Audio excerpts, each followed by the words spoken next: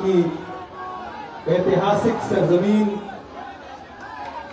शहीद मीनार मैदान और 21 जुलाई को यूथ कांग्रेस के उन 13 शहीदों की याद में आयोजित इस कार्यक्रम में पूरे पश्चिम बंगाल के अलग अलग जगहों से आए हुए सभी कार्यकर्ताओं का, साथियों का स्वागत करता हूं। यहां मौजूद आपके प्रभारी प्रकाश जोशी जी, आपके पीसीसी प्रेसिडेंट शुभांकर सरकार जी, दीपा दास मुंशी जी, उदय भानु चिप जी, अंबा प्रसाद जी, प्रदीप भट्टाचार्य जी, आपके सीएलपी जुल्फिकार अली साहब, फरक्का के एमएलए मेहताब शेख साहब, मौसम नूर जी, नेपाल महतो साहब, अमिताभ चक्रवर्ती दादा, अभिजीत मुखर्जी जी, हमारे स्टेट चेयरपर्सन शमीम साहब और प्रभारी जमाल खान साहब, यूथ कांग्रेस के हमारे सारे पदाधिकारी, महिला कांग्रेस की पदाधिकारी, एनएसयूआई के सभी पदाधिकारी,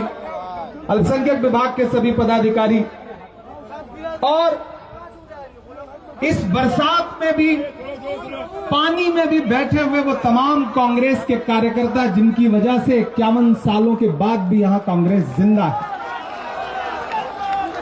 हमें पता है आप 51 सालों से पश्चिम बंगाल में सत्ता में नहीं है, आधी सदी गुजर गई है, 50 साल से ज्यादा का वक्त गुजर चुका है।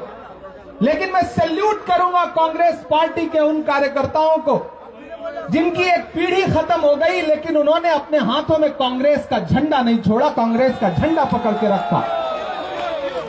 मैं खिराज अकीदत पेश करूंगा, मैं श्रद्धांजलि अर्पित करूंगा उन 13 जवानों को जो यूथ कांग्रेस के नौजवान जब उस वक्त की जालिम सरकार के खिलाफ निकले तो उनके सीनों पे गोलियां मारी गईं और फिर ऐसा हुआ कि उन 13 नौजवानों की लाशों को बुनियाद बना करके न जाने कितने लोग इक्तिदार में आए, हुकूमत में आए और कांग्रेस पार्टी के वो सिपाही जो शहीद हुए थे वो सिर्फ ये जमीन तब भी निगल लेने पर आमादा थी, ये जमीन तब भी निगल लेने पर आमादा थी, पांव जब टूटती शाखों से उतारे हमने, उन मकानों को खबर है न मकीनों को खबर, उन दिनों की जो खलाओं में गुजारे हमने, हाथ ढलते गए सांचों में तो थकते कैसे, नक्श के बाद नए नक्श निखारे हमने, कि ये दीवार बुलंद और बुलंद और बुलंद, बामोदर और जरा और संवारे हमने, आंधियां तोड़ लिया करती थी शम्मों की लवें, जड़ दिए इसलिए बिजली के सितारे हमने। आज की रात बहुत गर्म हवा चलती है, आज की रात न फुटपाथ पे नींद आएगी, सब उठें मैं भी उठूं, तुम भी उठो, तुम भी उठो, कोई खिड़की इसी दीवार में खुल जाएगी। मुझे पता है कि आज इस कार्यक्रम में बंगाल के अलग अलग हिस्से से आने वाले कांग्रेस कार्यकर्ताओं को जगह जगह रोका गया, उनको रोकने की कोशिश की गई, उन पर हमला किया गया। मुझे प्रकाश जोशी जी बता रहे थे कि 15 से ज्यादा कांग्रेस पार्टी के कार्यकर्ता यहां पे आए जिनके बदन पर चोट के निशान थे, हॉस्पिटल में है वो। इससे पता चलता है कि बीजेपी की सरकार चाहे वो कलकत्ता से चल रही हो या दिल्ली से चल रही हो, इनके डीएनए में लोगों पे हमला करना, उनको मारना, उनको प्रताड़ित करना है। मैं देख के आ रहा हूं कल दिल्ली की सड़कों को कि किस तरह से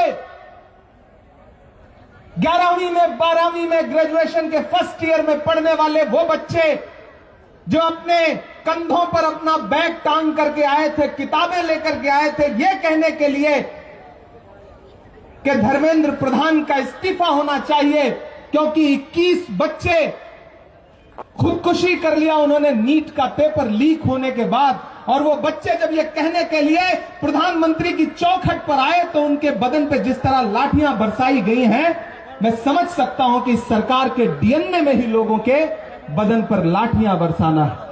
लेकिन बंगाल वालों, हार तब होती है जब मान लिया जाता है, जीत तब होती है जब ठान लिया जाता है। मुझे पता है कि बंगाल एक मुश्किल वक्त से गुजर रहा है। एक ऐसी सरकार बैठी है जिसे आवाम से मतलब नहीं है। एक ऐसी सरकार बैठी है जो बंगाल से नहीं चल रही है बल्कि दिल्ली के रिमोट कंट्रोल से चल रही है। मेरे भाई बंगाल वालों, एक बात याद रखिएगा कि इसकी तहजीब बहरहाल बचाना होगा। ये जो मंच है वो आपको बता रहा है कि बंगाल की तहजीब क्या है, बंगाल का कल्चर क्या है। ये भद्र मानुष लोगों का राज्य है, इसकी अपनी एक पहचान है जिस पहचान को खत्म करने की साजिश, इसकी लाठियां, ये जो भारतीय जनता पार्टी के तथाकथित गुंडों की लाठियां आपकी तरफ बढ़ी आती हैं। आप उठाइए कांग्रेस पार्टी का झंडा। मैं पूरे देश के साथ साथ बंगाल के लोगों से खास तौर से कहना चाहता हूं कि बंगाल के साथियों, कांग्रेस का झंडा उठा लीजिए। इस झंडे में जो 3 रंग हैं, इनके पर खड़े होकर के प्रधानमंत्री बनकर के राहुल गांधी इस देश को संबोधित करेंगे। और वो दिन भी आएगा जब इसी पश्चिम बंगाल में पूरी मेजॉरिटी के साथ कांग्रेस पार्टी का मुख्यमंत्री बनेगा और बंगाल देखेगा इस बात को। दुनिया उम्मीद पर चलती है, दुनिया भरोसे पर चलती है, दुनिया यकीन पर चलती है। इसलिए मैं आप लोगों से कह रहा हूं कि इन सरकारों के झांसे में मत आइएगा। ये बच्चों पे लाठियां बरसाने वाली सरकारें हैं। विपक्ष में हो, सारे लोग इनके हैं। एक सुबह ईडी का नोटिस जाता है, अगली सुबह पता चलता है वॉशिंग मशीन में धुल के एक आदमी साफ होकर के फिर इनके घर का हिस्सा बन जाता है। इनसे होशियार रहिएगा। वो दिल्ली में एक आदमी बस में चढ़ा, जैसे ही टिकट बनाने वाला उसके पास आया कि अपना टिकट बनवा लो, कहां से कहां तक जाना है, उसने जेब में हाथ डाला तो जेब कट चुकी थी। वो बेचारा परेशान हो गया। उसने टिकट बनाने वाले से कहा, साहब मेरी जेब कट चुकी है, मैं कैसे टिकट बनवाऊं, मेरे पास पैसा नहीं है। टिकट बनाने वाला भड़क गया, जो टिकट कलेक्टर था। उसने कहा, कैसी बात कर रहे हो, तुम्हारी तरह के 10 लोग सुबह शाम इसी तरह से आते हैं और कहते हैं पैसा नहीं है, जेब कट गई। ये सब नहीं चलेगा, या तो टिकट बनवाओ या उतरो। काटी थी। बिल्कुल भाजपा का यही हाल है, बिल्कुल यही हाल है। ये आपके सामने आकर के आपका बनने की कोशिश भी करेंगे और बाद में पता चलेगा कि आपके नीचे की जमीन भी इन्होंने खींच ली है। इसलिए मैं कलकत्ता, बंगाल के सभी साथियों से कहना चाहता हूं कि भले ही 51 साल हो गए हम सत्ता में नहीं है, लेकिन ये कांग्रेस के लहराते हुए झंडे इस बात के सबूत है कि हम आतिशी सरकार की तानाशाही के खिलाफ अगर कोई एक आवाज ईमानदारी से लड़ रही है तो उस इंसान का नाम है राहुल गांधी। हम सारे लोग उनके सिपाही हैं। ये बीच में जो इधर उधर भागे गए, मीडिया के साथी मुझसे पूछते हैं, इमरान साहब वो भाग गए, सिंधिया भाग गए, फलाने छोड़ के चले गए। हमने कहा भाई लोगों को अपनी प्रॉपर्टी बचानी थी, चले गए तो जाने दो। कांटे गुल के साथ नहीं चल सकते हैं, बुज़दिल खुल के साथ नहीं चल सकते हैं। रास्ते में जो छोड़ गया उसे जाने दो, सब राहुल के साथ नहीं चल सकते हैं। ये लड़ाई बड़ी है, हमें पता है उनके पास ताकत है, उनके पास हुकूमत है, एजेंसियां हैं, पुलिस है, सब कुछ है, लाठी है, लेकिन हमारे पास हौसला है, हमारे पास देश को आगे ले जाने का जज्बा है। और ये जो तिरंगे में 3 रंग है, इस रंग को बचाने का जज्बा भी हमारे अंदर है, क्योंकि हमें पता है ये देश हिंदुओं का, मुसलमानों का, सिखों का, ईसाइयों का, दलितों का, आदिवासियों का, सबका है, किसी एक का नहीं है। इसको सींचने में, इसको आजाद कराने में एक एक इंसान ने अपनी जानों की कुर्बानियां दी है, तब देश बना है, तब बंगाल बना है। ऐसे में साथियों, मुझे आपसे यह कहना है, सबसे पहली बात तो आप इस बारिश में भी आए। मुझे प्रकाश जोशी जी ने, शुभांकर जी ने जब कहा कि आना है, उधर पार्लियामेंट चल रही है, प्रोटेस्ट चल रहा है, हंगामा है पूरी दिल्ली में, मैंने बहुत कोशिश की कि मुझे छोड़ दें, लेकिन रात के 12:30 बजे तक इनसे बात होती रही और प्रकाश जी ने कहा कि आपको आना ही पड़ेगा। और मैं सुबह की फ्लाइट पकड़ के आया और अभी भाग करके फिर वापस जाऊंगा, क्योंकि पूरी दिल्ली में छात्र प्रोटेस्ट कर रहे हैं। कांग्रेस पार्टी पूरे देश में छात्रों की गूंज कार्यक्रम कर रही है। हम सारे लोग इस समय हर महाज पर लड़ रहे हैं। आप मुझे मेरी शायरी की वजह से पहचानते हैं। आप जानते हैं कि खुदा ने मुझे शायरी का हुनर दिया, तो मैंने महबूबा के जुल्फ और आंचल पर शेर नहीं कहे, बल्कि आपके आंसुओं के लिए नज्म लिखी, आपके दर्द को गुनगुनाने का हौसला दिखाया। और पूरी ईमानदारी से यह भी कहता हूं बंगाल वालों कि जब आपकी दुआओं ने मुझे देश की पार्लियामेंट में पहुंचने का मौका दिया, तो मैंने वहां खड़े होकर के हाकिम की आंख से आंख मिला करके आपके मुद्दे उठाए। मैंने खड़ा होकर के प्रधानमंत्री से कहा कि हम ही को कातिल कहेगी दुनिया, हमारा ही कत्लेआम होगा, हम ही कुएं खोदते फिरेंगे, हम ही में पानी हराम होगा। मैं लगातार देश की पार्लियामेंट में आपके मुद्दों पर लड़ रहा हूं। यहां ईशा खान चौधरी भाई बैठे थे, वो लोकसभा में लड़ते रहते हैं, हम राज्यसभा में लड़ते रहते हैं, पूरी कांग्रेस पार्टी लड़ रही है। और आज जब मैं यहां खड़ा हूं आपसे बात करने के लिए, तो इन्हीं लम्हों में हमारे नेता राहुल गांधी जी और प्रियंका गांधी जी राम मनोहर लोहिया हॉस्पिटल में जिन बच्चों के सर फोड़े गए थे उनको देखने के लिए खड़े हैं। मैं आपको ये बता रहा हूं साथियों,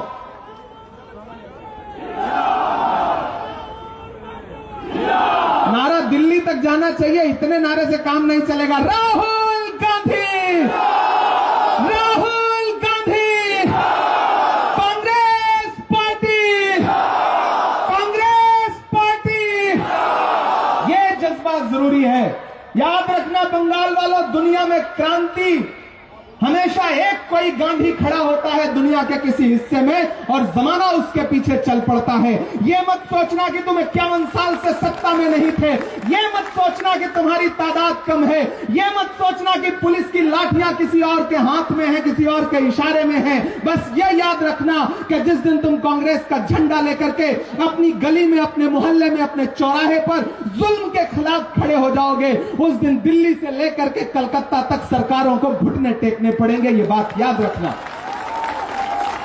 और ये जो बड़ी बड़ी बातें कर रहे हैं, ये इक्तिदार पर बैठे हुए लोग जो डेली बड़ी बड़ी बातें कर रहे हैं, इनसे कहना कि गमों की आंच में भी मुस्कुरा कर चलना पड़ता है। ये दुनिया है, यहां चेहरा सजा कर चलना पड़ता है। तुम्हारा कद मेरे कद से बहुत ऊंचा सही, लेकिन चढ़ाई पर कमर सबको झुका कर चलना पड़ता है। ये कहना है, डरना नहीं है, डरना नहीं है। हम कांग्रेस हैं, हम तब नहीं डरे जब हमारे 13 नौजवानों को गोलियों के साथ शहीद कर दिया गया और हमारी लाशों पे खड़े होकर के लोग मुख्यमंत्री बनते रहे, लोग उन्हीं लोगों को राज्यसभाएं देते रहे जिन्होंने गोली चलाने का आदेश दिया था। इसलिए मैं आपसे ये कहना चाहता हूं साथियों, हाँ तरन्नुम में भी बोलेंगे, काहे परेशान है, सब बोला जाएगा, अब तो सिलसिला चलता रहेगा।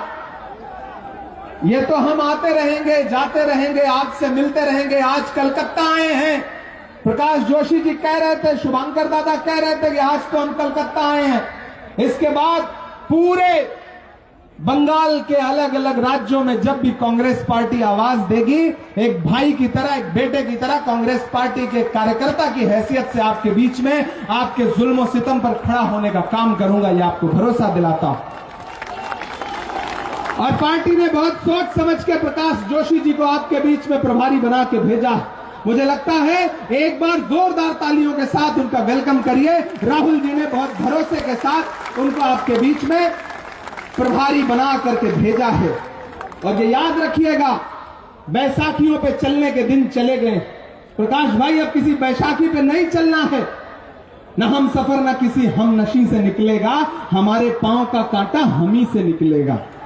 बहुत दिन बैसाखियों पर चल लिए, अब हम अपने मजबूत पैरों पर चलेंगे, अपने हाथों में कांग्रेस पार्टी का झंडा उठाएंगे और ये अहद लेंगे कि आने वाले 5 साल में बंगाल की सत्ता में कांग्रेस पार्टी का मुख्यमंत्री बनाना है। ये टारगेट लेकर के हम लोगों को चलना है। और जब चलेंगे तो न हम सफर न किसी हमनशी से निकलेगा, हमारे पांव का कांटा हम ही से निकलेगा। वतन की रेत मुझे एड़ियां रगड़ने दे, मुझे यकीन है पानी यहीं से निकलेगा और जरूर निकलेगा। इसलिए साथियों, आप सबसे मेरी गुजारिश है कि एकजुट रहिए, आपस की नाइत्तेफाकियां खत्म करिए। पार्टी के सभी नेताओं से भी मेरा अनुरोध है कि आपस में लड़ना बंद करिए, एकजुट होकर के एक ताकत बन करके खड़े होइएगा तो आप बहुत बड़ी ताकत हैं। अगर आप एक ताकत बन करके रहे तो आने वाले दिन में हमें जीतने से कोई रोक नहीं सकता है।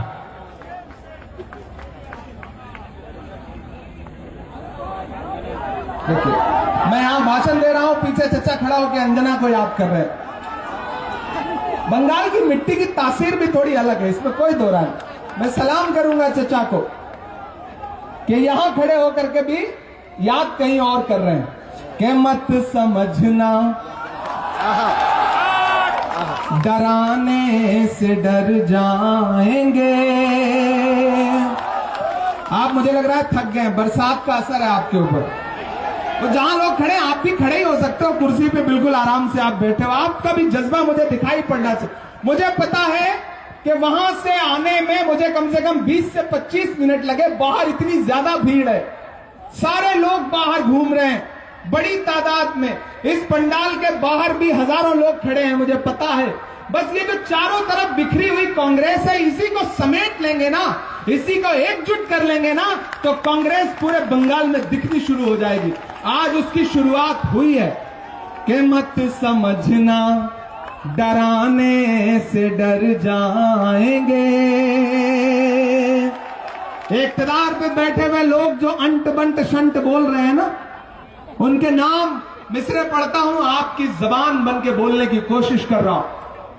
कोई मौसम हो सुख दुख में गुजारा कौन करता है, परिंदों की तरह सब कुछ गवारा कौन करता है, घरों की राख फिर देखेंगे, पहले देखना यह है घरों को फूंक देने का इशारा कौन करता है। बहुत पैनी नजर रखनी है, बहुत समझदारी और होशियारी के साथ इस मुल्क में बंगाल में सियासत करनी है कि मत समझना डराने से डर जाएंगे। ये आते हैं कहते 70 साल का हिसाब दे कांग्रेस, जो अपना चलाया हुआ 2000 का नोट 7 साल नहीं चला सके, वो हमसे 70 साल का हिसाब मांगते हैं। बिल्कुल इनके झांसे में आने की जरूरत नहीं है। 11 साल में रेलगाड़ी से बैलगाड़ी पे पहुंचा दिया इन्होंने कि मत समझना डराने से डर जाएंगे। कल एक बच्चा मिला मुझको प्रकाश भाई दिल्ली में, उसने कहा मोदी जी ने सारे इंस्टीट्यूशन बेच दिए। हमने कहा हाँ बेच दिए। तो उसने कहा मोदी जी की एक खासियत आपको पता है? हमने कहा क्या? बोले जब वो बेचते हैं तो हजारों करोड़ का बेचते हैं, खरीदते हैं तो सिर्फ 10 रुपए की झालमुड़ी खरीदते हैं, सिर्फ 10 रुपए की।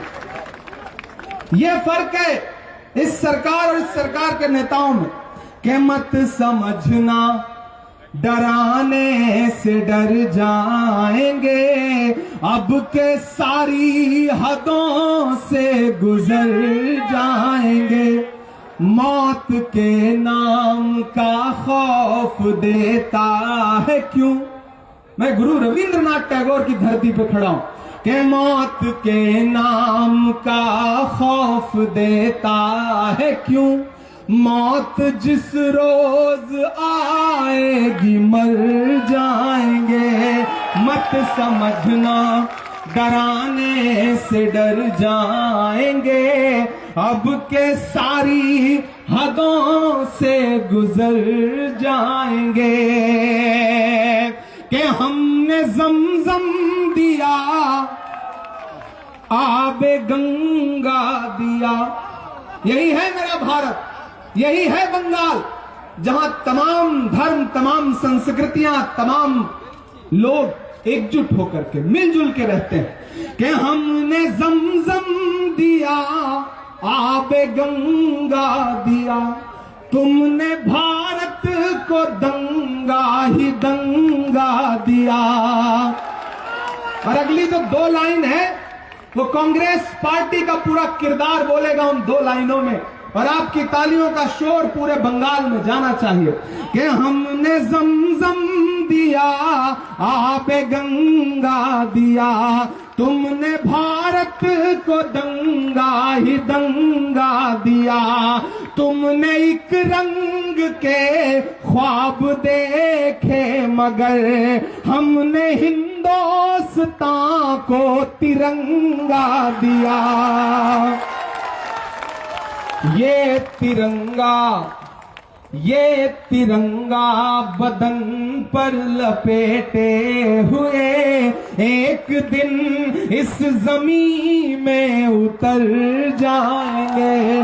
मत समझना डराने से डर जाएंगे, अब के सारी हदों से गुजर जाएंगे।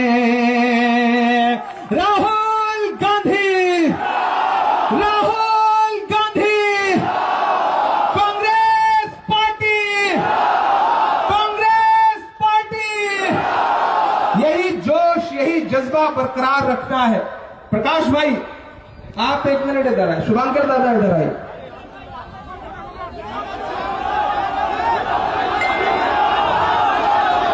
देखिए, मुझे पता है आप जिस राज्य से हैं वहां के लोगों को व्यापार आता है बहुत अच्छा।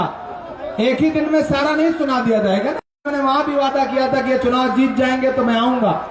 तो अभी तो रानीनगर भी जाना है, मुर्शिदाबाद भी जाना है, मालदा भी जाना है।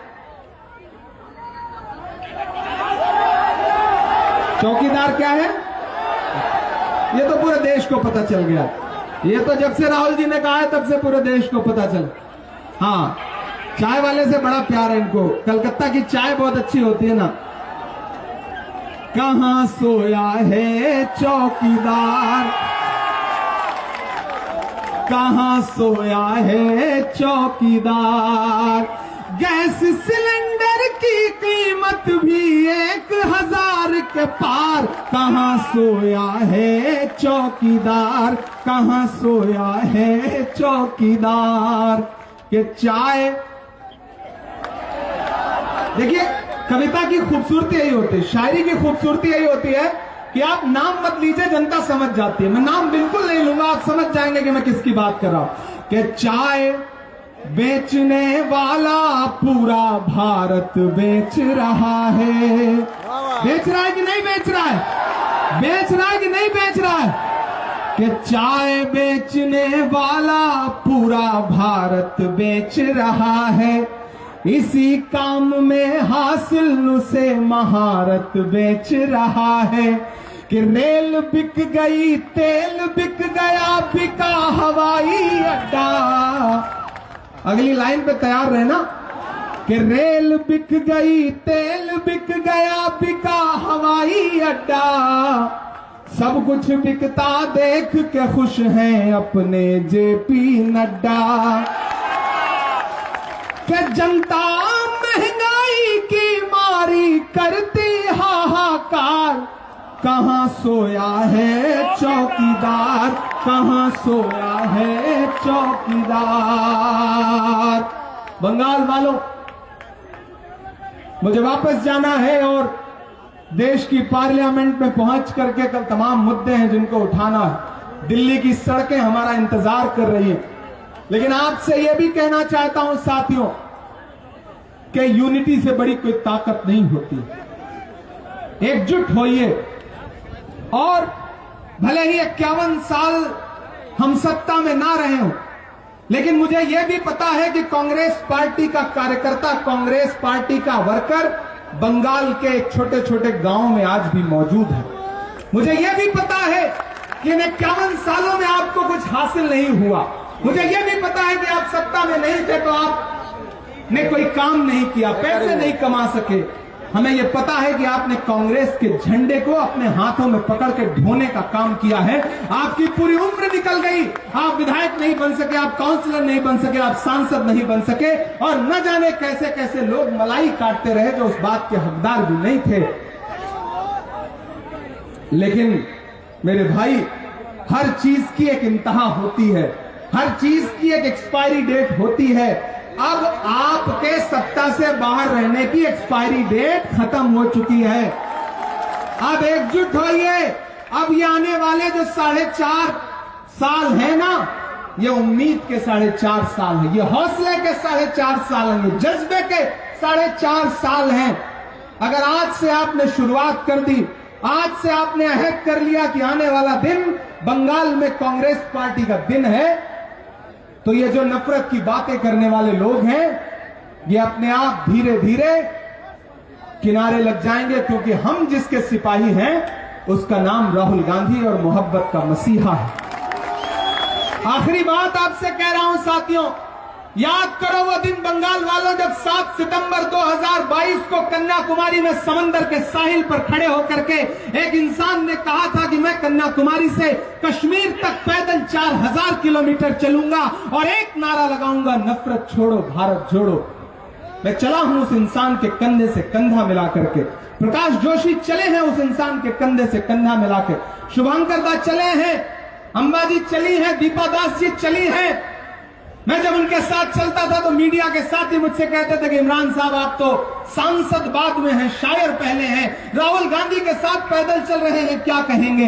तब मैं कहता था कि जो हर जालिम से टकराएगी वो आंधी बनाऊंगा, जो हर जालिम से टकराएगी वो आंधी बनाऊंगा, नए अंग्रेज आए हैं नया गांधी बनाऊंगा। मैं आपसे कह रहा हूं साथियों, यहां मेरी नई नस्लें मौजूद हैं, बुजुर्ग मौजूद हैं। हमने अपनी आंखों से भगत सिंह को नहीं देखा है, हमने अपनी आंखों से अशफाक उल्लाह खान को नहीं देखा है, हमने अपनी आंखों से चंद्रशेखर आजाद, राजगुरु, सुखदेव को नहीं देखा है, हमने अपनी आंखों से महात्मा गांधी को नहीं देखा है, पंडित जवाहरलाल नेहरू को नहीं देखा है, लेकिन हमने इस दौर के गांधी को देखा है जिसका नाम राहुल गांधी है, और उसके साथ खड़ा होना है, मोहब्बत की दुकान खोलनी है। एक भाजपा के नेता ने मुझसे कहा कि राहुल जी 4000 किलोमीटर चल रहे हैं, क्या हो जाएगा? हमने कहा राहुल गांधी ने इस बार लंबा टास्क चुना है। राहुल जी जानते हैं इस देश में जब तक नफरत कम नहीं होगी तब तक भाजपा कम नहीं होगी, इसलिए उन्होंने नफरत कम करने का बीड़ा उठाया। और मुझे फख्र है अपने उस नेता पर जो ये कहता है कि इलेक्शन जीतूं या हारूं, इलेक्शन में वोट लेने के लिए कभी हिंदू मुसलमान की बात नहीं करूंगा, डेवलपमेंट की बात करूंगा। इसलिए आप सारे लोग भी आइए वापस कांग्रेस की तरफ, आइए अपने पुराने घर में, वो पुराना घर जो आपके पुरखों का घर है, वो पुराना घर जहां इज्जत भी मिलेगी, मोहब्बत भी मिलेगी, अपनापन भी मिलेगा, कोई दुत्कारेगा नहीं। इसलिए मैं आप सबसे गुजारिश कर रहा हूं कि वापस आइए, और आपको भरोसा दिलाता हूं, आपने 2 एमएलए कांग्रेस पार्टी के जिताए हैं, मेहताब शेख साहब और जुल्फिकार साहब, ये असेंबली में आपके मुद्दे पर लड़ेंगे। तादाद भले ही भारतीय जनता पार्टी के एमएलए की ज्यादा है, लेकिन जंग में कागजी अफराद से क्या होता है, हौसला लड़ता है तादाद से क्या होता है। ये लड़ेंगे आपके मुद्दे पर, और हम भी आपको भरोसा दिलाते हैं कि ये यहां आपके मुद्दे पर लड़ेंगे, और बंगाल की कोई भी घटना होगी तो देश की पार्लियामेंट में आपका भाई, आपका बेटा इमरान प्रतापगढ़ी खड़ा होकर के उन मुद्दों पर लड़ेगा, राहुल गांधी भी उन मुद्दों पर लड़ेंगे। ये आपको भरोसा दिलाते हैं साथियों, क्योंकि वापस जाना है। इसलिए आखिर में बस आपसे ये कह के,